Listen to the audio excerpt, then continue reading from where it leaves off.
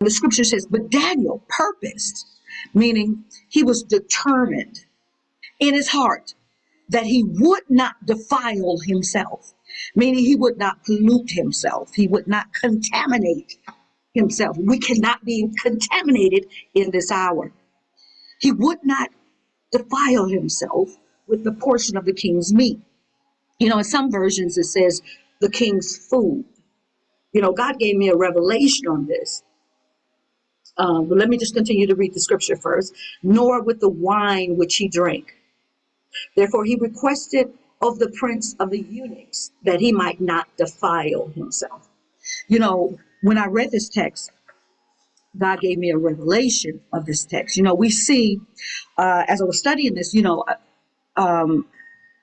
showed me that from a Jewish perspective, that Daniel was determined and he was dedicated to maintaining his consecration of purity in obedience to God through God's dietary laws, which we can see this in Leviticus chapter 11 and Deuteronomy chapter 14. However, what God was showing me as I was reading this particular text, God revealed to me more than just the consecration as it relates to what we eat, a fast, and what we feed our bodies.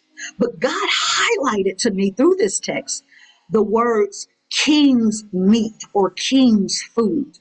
He showed me that the word king here represents ruler or authority, ruler in authority in a land. And the word meat or food represents what we nourish our bodies with. So it represents nourishment or sustenance. And as we look at this spiritually, we will see that the king's food here represents spiritual substance or spiritual nourishment. My God, spiritual nourishment from the world. It represents being fed by the wisdom of the world. And wine here represents the pleasures of the world. So in other words, what is God saying?